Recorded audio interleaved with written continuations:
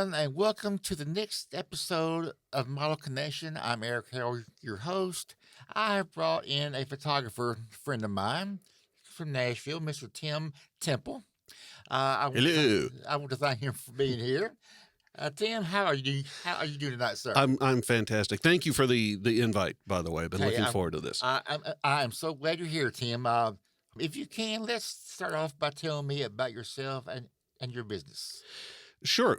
For people who want to check out, I guess, what I'm best known for, templeimagery.com is my website. And to shamelessly plug it, since we're recording this in the holiday season of 2021, it is the whole site right now, as of Black Friday, is 40% off. And we're doing some the thing is with the partners on that site, I will mention this quickly. It's not just paper. They're printing on aluminum. They're printing under 1/4 inch acrylics. You can get really large. I think the biggest piece we do right now is 32 by 96. Just massive work. So you can do anything from very small to large. And so you asked a bit about me. Templeimagery.com is going to feature a lot of my landscape work, wildlife work, models, which of course we're going to get into tonight. It's not so much on there, though I am thinking about expanding it to where if someone is interested in working with me in a model capacity, that you could you can communicate there with me now. In fact, Right. I'll give out my email. For anyone who would like to reach out, I'm not hard to find. Facebook, Instagram, Tim Temple. Also, email is info@templeimagery.com, and that travels with me so I can get back to you guys really quick. So anyone that's got a model concept, an idea, you just want to reach out, whatever, hit me up anytime. But to answer your question a bit about me, so if you want to see what I got known for, which is the landscape stuff, templeimagery.com. I got started as a photographer, and I think some artists will relate to this because no one told me I couldn't. Right. And I've discovered that also as a keyboardist, and now with my own studio here in Nashville, a lot of what I was able to achieve is just because I decided that sounds interesting. I'm going to do that. And no one smarter than me said, no, you can't do it. So I just started, I would like plug into something like, just start hitting buttons, like, what does this do? And it was kind of like that. But photography wise, my dad had a great SLR system. I would never hand my gear to a kid. I just wouldn't ever.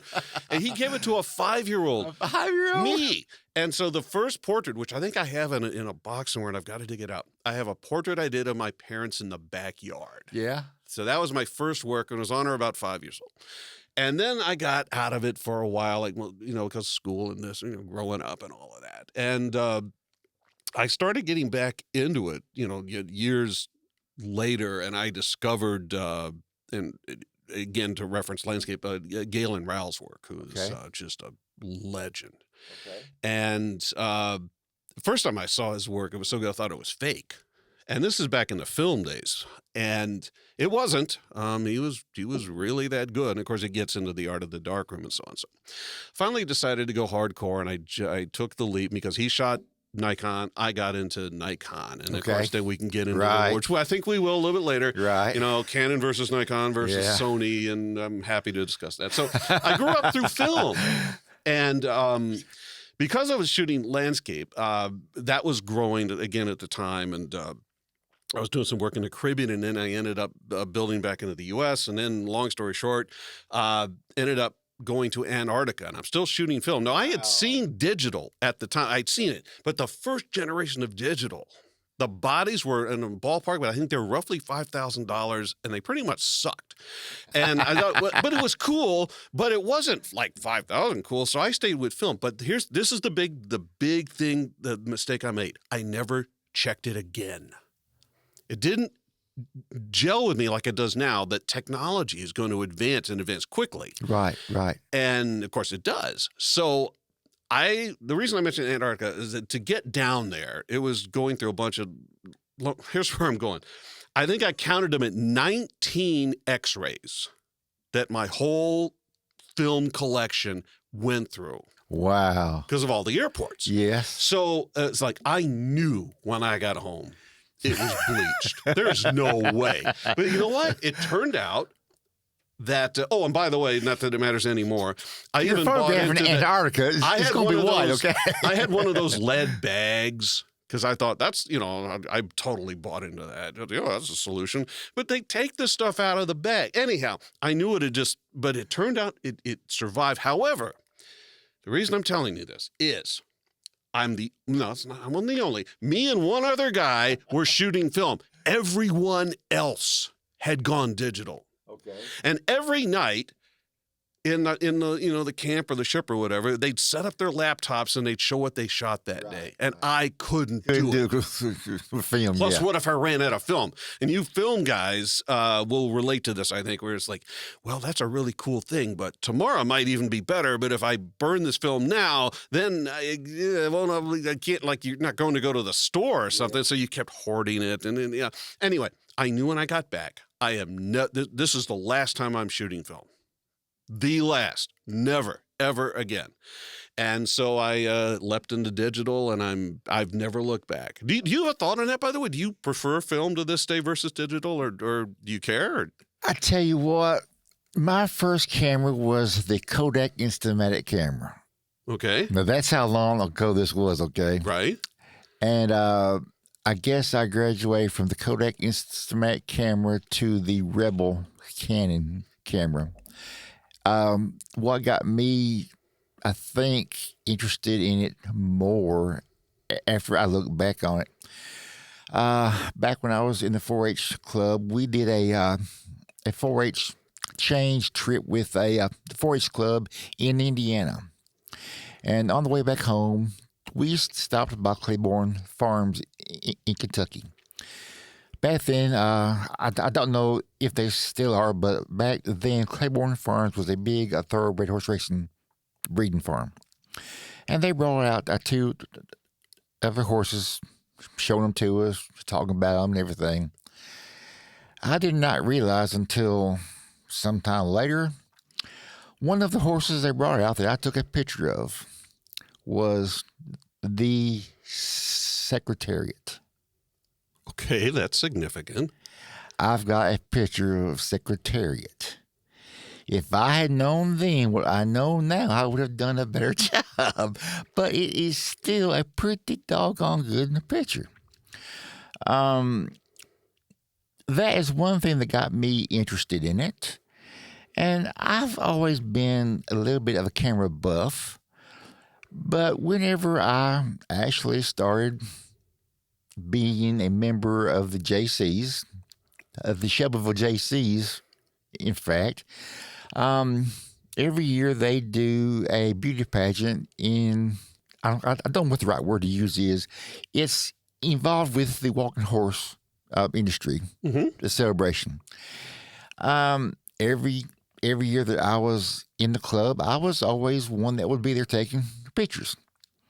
So that's what really got me really started in photography and the model photography per se.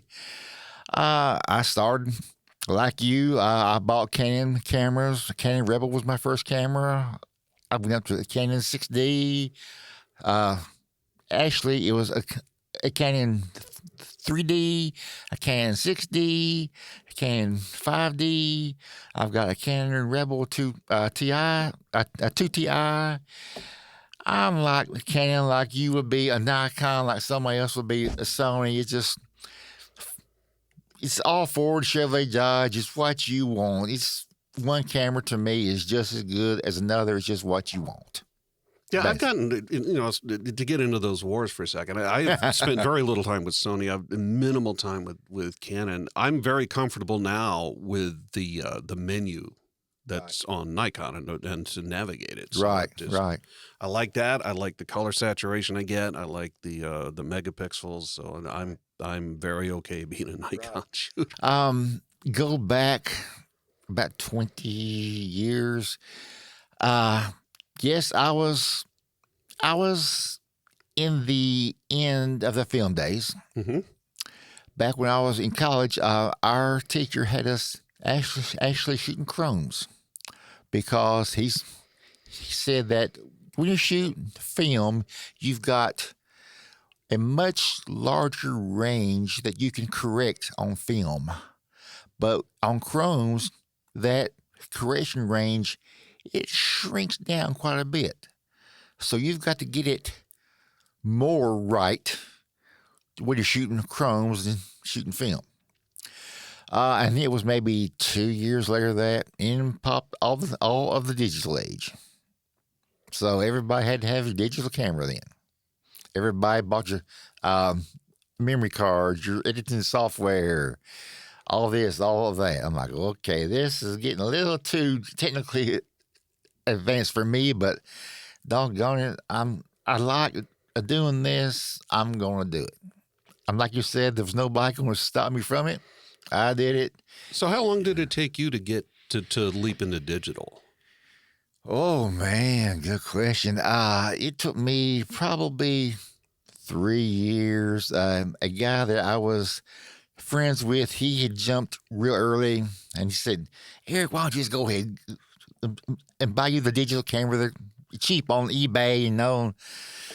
Well, I mean, shit, that's what a photography is going to. You're going to have to keep up with it, or you're going to be left behind. I'm like, well, okay. So I went ahead on eBay. I bought I think it was the Canon D30, the one I could afford.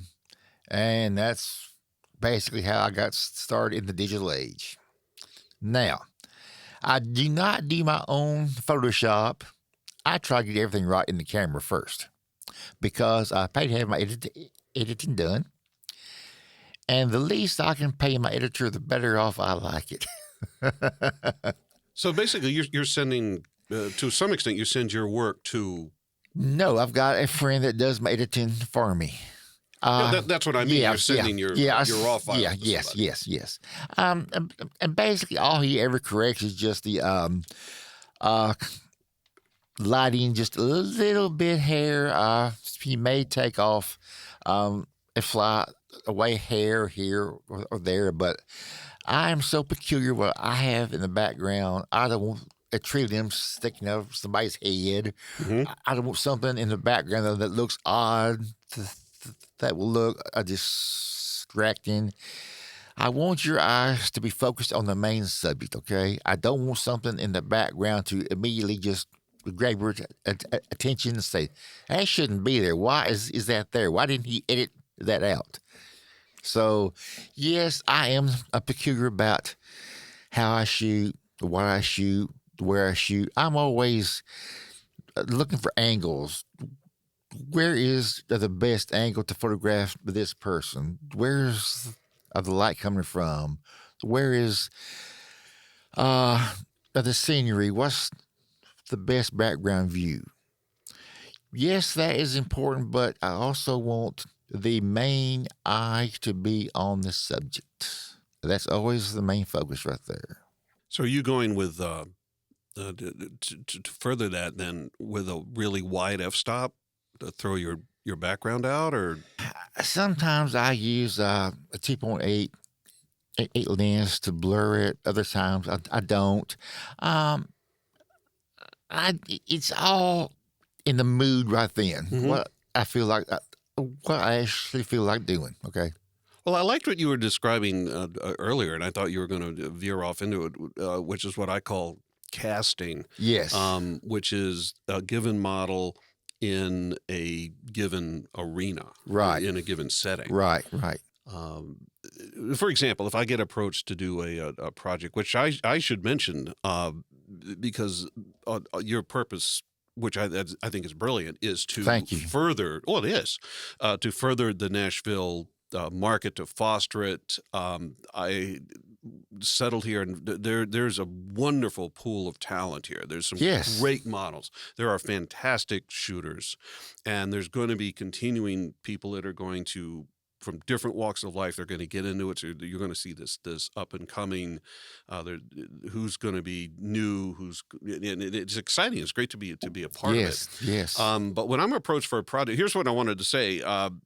if you have started to subscribe to the Facebook pages as an example, or the Right. Instagrams, and you're seeing the term, and by the way, if you're not subscribing, you should be subscribing to these pages. It's a free source, and you're going to meet other people that will agree or disagree with you. And you're going to find this varying pools that you can get into, and you can discuss and throw questions out. And I do encourage you to do it. But you're going to see a phrase that is called TFP, which I've actually heard defined different ways. I call it trade for print. Right. But I've heard it defined at least one other way that's escaping me at the moment, which also kind of made sense. What that means is everyone involved in the shoot is doing it gratis. And in exchange for that, everyone shares the result. Right. At least that's how I define it. The reason I bring that up is when I'm approached by a model and they say, can we do a TFP? If the model interests me, or if the concept Right. interests me, then what I'm looking for is let's cast this. So, for example, if the model says, well, I would like to do like an evening gown, then clearly maybe, well, I was going to say that like a barn wouldn't work. Right. No, once I said that aloud, maybe it would work, because sometimes what I like to do, again, model and personality and attitude dependent, is do a hard contrast. Mm-hmm. To where you wouldn't expect the tuxedo or the evening gown, but you'll be in like a horse or sort of a thing, Right. and then vice versa, where you take the cowgirl and put her down in an urban environment. That can be a lot of fun. Or you do stay more to what people think of as the actual truth. So it'd be, if you're elegant, let's find you an elegant background. Recently, I did a shoot where the model wanted to do a really flowing gown, and I just happen to know where there's these great stone steps, and so we ended up doing this concept where she was up with the stones, and it was still autumn at the time, so we had the great leaves, and it was just one of those, again, casting. I'm a big believer in casting it correctly whenever possible. Right. Yes. Now, part of what drives me for that is and I want to get into this because you and I, by the way, we should set this up. We have barely talked about this, so it's not like we've got like this where we said, and then we're going to do this, and then we're going to do this. So I have no idea if you're a strobe shooter or a natural light shooter or both. Or I'm natural only. I don't do strobes of any kind. I've done both. Okay. I've done both. I don't like strobe, which I'm happy to get into, and then all the strobe guys will go, which again, back to the pages. But because of that, it's very important for me to cast, because this is admittedly, it's a double-edged sword to me, because shooting natural light, I gravitate to natural light because I consider that to be by far the most beautiful light in existence. Yes, right. And strobes, to me, by definition, are a harsh electric spark, which is why there's always, of course, the filters and the umbrellas, because you have to diminish that. You have to disperse it and so on. Now, with that said, natural light, being, I think, the most beautiful, is also going to be potentially elusive. Or it can also be over the top. It can be really loud on a particular day. So when I've got a project in mind, one of the things, once we've narrowed the project down, is trying to say, like, what time of day can this work? And by the way, I know I'm shotgunning this horribly, but natural light does not preclude shooting indoors. I've hit that a couple of times, and it doesn't. I've done some fantastic portrait work that's been inside, as long as you've got ambient light. Right. Again, as you mentioned earlier, which you're absolutely right, where is the light coming from? Where's the light coming from? And then once you've got that down, you can figure it. I came up with a sports analogy, actually. It was a couple of years ago. I was working with a great model, and we were talking about this, and it occurred to me that even though my background is by no means sports, that I kind of think this way, which is, in sports, back when I played horribly in high school, I learned you don't play the ball, you play where the ball is going to be. Okay. I shoot like that, only the ball is light. I shoot where the light's going to be. Where do I see that in post? Okay. If that makes sense. So when I'm shooting, what I'm looking at in the natural light is, where in post is this going to be? Because I do my own post. Now, you don't, so which is great, because we can have this discussion, because you're in such a different boat than I am about that. Mm-hmm. I shoot some things, even though to be clear, I always shoot raw I'm the Church of Raw, always shoot raw, get the most info. For those of you who don't know, a raw file captures the most data of all the available formats, and I don't care what camera you're shooting. That's just a fact. And a lot of smartphones will do it now. They are the biggest file, and not all of your editing software will read them. The pro stuff does, and most of the prosumer stuff does. But if you want the biggest capture, go raw. Anyway, I always shoot color. And even if I'm going to grayscale, which is a fancy word for black and white, I keep it a color print or a color file. There's just something about it. I think that print's a little more interesting if you're going to a fine art paper, or aluminum is mostly what I use now, than just going to a grayscale.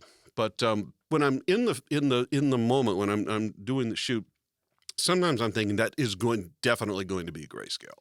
Yes. And then, so you see where we're going with this, Uh-huh. right? I sure do, yeah. Uh-huh. Others are going to be a saturated color, and this is going to be almost like a kind of that candy where everything's just over the top, rich color, and then Right. you can do the desatch and stuff like that. So a lot of that's going through my mind. Do you do that when you shoot? Do you sure. see the finished thing already? Or Sure, yeah, all the time.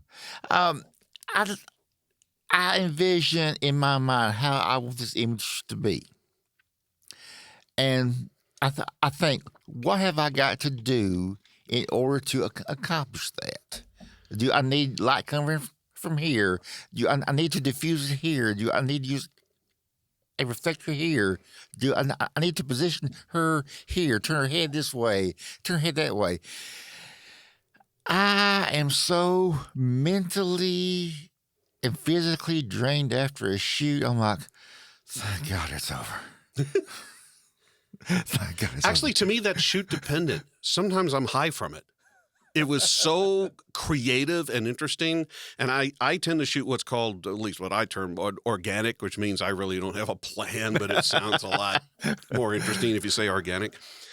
So start bouncing ideas, and then all of a sudden you end up getting into the zone, and you create this really wonderful potential. So sometimes I can leave a shoot elated. And yeah, there are some shoots where you just go, okay, that's. I think I put so much into the planning, the double checking that everything is going to be on key. Everything is going to go like it should be. I've got a model. I've got a location. I've got the permission to shoot here. I've got the a concept with the model agreed upon. I've got, God forbid, batteries in the camera. Mm-hmm. Thank God for that. I've got batteries in the flash if I'm using flash on camera. I've got light stands. I've got strobes. I've got reflectors. I've got a portable changing room if we're on location with different outfits. And after it's over with, I'm like, okay, thank God it's over with. Yeah, that's a lot. Yeah. I tell people, you're not paying me for the images. You're paying me to set the shot up, okay? I'm a pack mule carrying this stuff to this location. Okay? You actually bring up a great point there. Not so much about the pack mule, but for this is again true with my other industry, which is the music business, where people are always asking you to either do a huge discount or do free stuff. And again, as I stated earlier, I love TFP. Models out there, you should always reach out. I'm easy to find.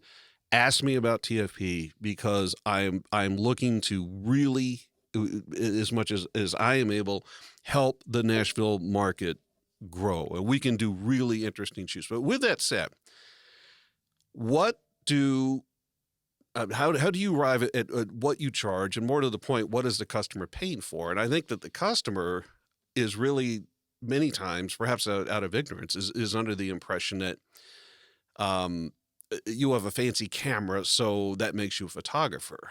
Not really. No, I counter that. You can buy a really expensive paintbrush. It's not going to turn you into Monet. Right. What you are buying is not the hour or 2 hours or whatever it may be you're spending with your photographer. What you are buying is decades of experience. Yes. And thousands of dollars of failed projects in film. Right. And software mistakes, and then software successes that led to other successes, and camera accidents that ended up being magic, and all of a sudden you figured out this is going to be my style, and this is decades of experience that makes that photographer the artist that you want to work with, Right. which is why I love other great shooters. Which again, I know I'm horribly off topic here, but so TFP, I'll try to make this succinct now, and then it's your turn. And that is, okay, especially if you are just up and coming, sometimes I want to do a TFP because I know you need the portfolio. I just want to reach out and let's do something that could be dramatic or something that's commercial. And so now you've actually got something that's done on a professional level that you can have in a portfolio. I think that's kind of cool. Right. Other times I'm just looking for something that's interesting. Like, give me an idea I haven't done before or I haven't done in a while. Right. Or another one that I like is, what is the dream shoot? If you could just, the money and time, whatever, no object. What shoot would you like to do? And most models I find have one. And if you can say, well, I've always wanted to do this. I like to try to figure out if there's a way we can actually do it. And sometimes you can't, but a lot of times you can say, you know what? I know somebody that could do that. One time this actually happened. I shot with a girl on top of a skyscraper in Minneapolis because she'd always wanted to do that. And it turns out with a few phone calls, we figured out you can actually get up there.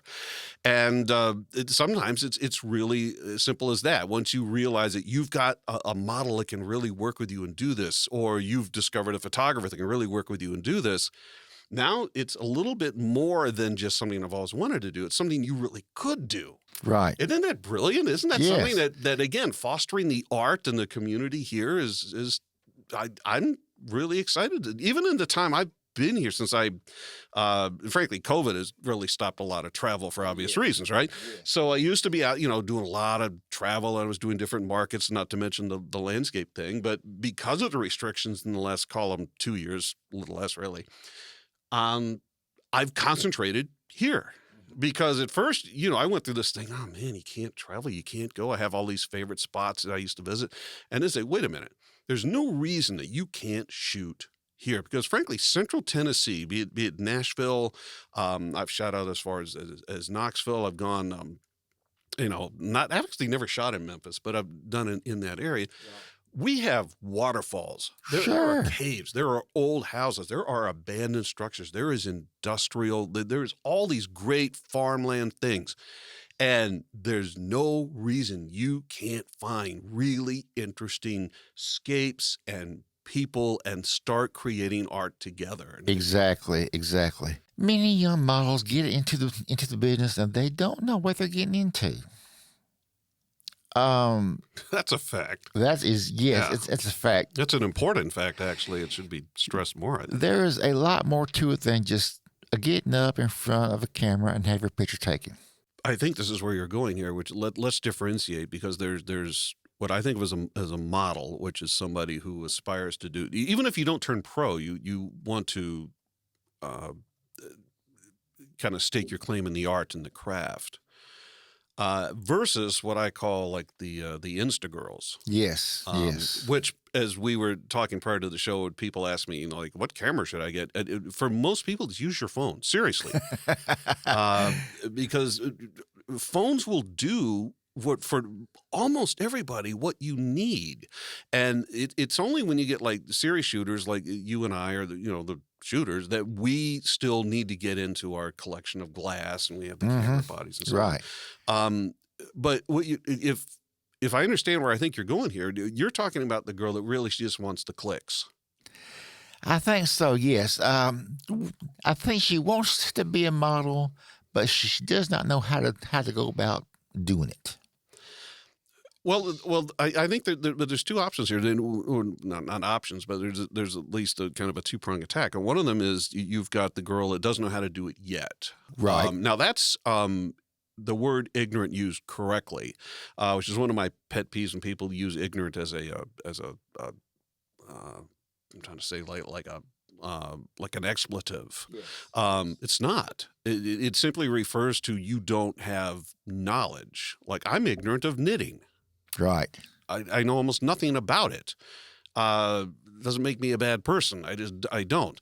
I think that one of the most important things, whether you're a shooter or a model, is say, obviously to yourself, is like, I'm ignorant of this, but I'm willing to learn. Um, that's very different and maybe you're going a different direction entirely, and I'm just misspeaking here, but it sounds like when you got the girls that just want to take selfies and put them out there and get your clicks, and that's great. I think shooting with a real shooter, you're kind of going over the top to do that. But use your phone. Or am I wrong? Were you going a whole different thing here? You're going in the right direction. Well, I think, first of all, I think you're right. Also, I think that what would help, I think that we need to do a call out as we continue to build this podcast and to foster the community. I think more experienced models should be taking the newer models basically under their wing. Not saying everybody, but if you've got a chemistry, if you've got something and you see someone that's got real potential, you could make them go a lot farther, a lot faster, if you would literally foster them, similar to how a great shooter can help somebody that's new in the game. One of the things that when it comes to fostering, and I know you have as well, I'm sure run into this over the years, is like models that won't help other models, photographers won't help you could, right? And I'm not talking about like carrying gear here. I'm talking about like knowledge. Really, yes. Have you tried that or so and so? Because I did. I look to encourage everybody. And I'll tell you why. If you're sharing ideas with artists, they aren't going to, even if they try, they're not going to knock you off. And I can defend my position on this, because the artist in them, even if they said, okay, I'm going to try to look just like what Tim does. Okay. The issue, it's not a problem. It's actually a really good thing. I could give you my workflow, which, by the way, I don't have, because I literally work organically. I sit in front of the computer and I go, let's try that. And then it just morphs, which actually is one of the great compliments I got a couple of months ago. I was actually hired by a model. She goes, I picked you because no two pictures are alike. Wow. And I thought, I don't think she intended it to be such a compliment, but thank you. That was really great. And the reason that mine are, well, there is, of course, that common vein, because it's the common artist, is because I work that way. I don't have a template. Okay, this one, I'm going to try that. Anyhow, the point is if you give someone, have you tried that, or so on, or if they have a question about something you do, just tell them, is even if they try to do your work, the artist in them is I'm going to do that, except for this. And the moment they do, it veers off. It's not the same template anymore. Their work will always be different, which is why your work does not look like my work. Right, and my work does not look like any other shooter in the areas, right. and nor should it. Right. And they don't look like me. And that's why you have models that work better with some shooters. Some models work better with me versus you versus whomever. They're looking for a look. Similar, like if you look at music artists, I mean, a lot of artists sound very, very different. Now, I know this is not about music. We can certainly get into the woes of technology interfering with the music industry. Yes. That's another podcast entirely, because I have a studio here in Nashville, so I bring that up. But it's the variety. And now I'm going to come back to something you were starting to get into earlier. I think you were anyway. It's what I term chemistry, which is that, it sounds overly romantic. I don't mean to say that. Like the relationship, it's the synergy. That's what I want. Yes, the synergy of model with the shooter. Yes. There are some models I've worked with that does not exist at all. It just doesn't. Now, that does not make them a bad model or myself a bad shooter. It just means we were not destined to do this. Is how I look at it. But all it can mean is that that model is going to work with some other shooters and they're going to get the look that they want and so on. And that's great.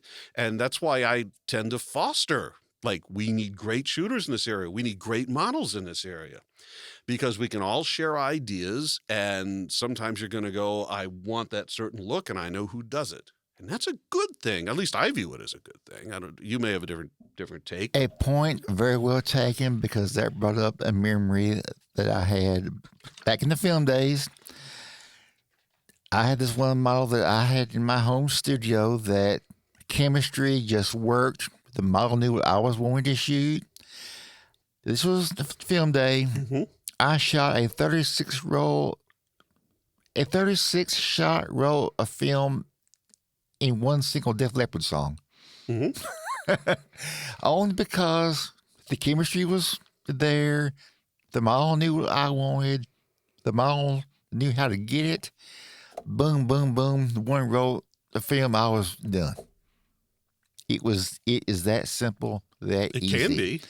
And when you have got the chemistry, the personality that just clicks with the model, it is magical. Yes, it is. And that's not misusing the term. I mean, there's a magic to it. A photographer wants that chemistry with a model if he is actually thinking about working with her. But along those lines, and you're obviously very correct, but along those lines, I want to say, please do not fall into that trap where you think you have to look like the cover of Cosmo or something to Be like the girl next door sometimes. Well, there's the girl next door. How about goth? Or I've noticed that there's a huge, at least in Nashville, for whatever reason. I mean, there's this. A lot of these girls are shooting graveyard stuff. Yes. It's really dark, and it's interesting. It's fascinating work. And you can have very small models. You can have larger models. This is not like putting you in that cookie cutter of what you think that the Glamour mag wants you to do.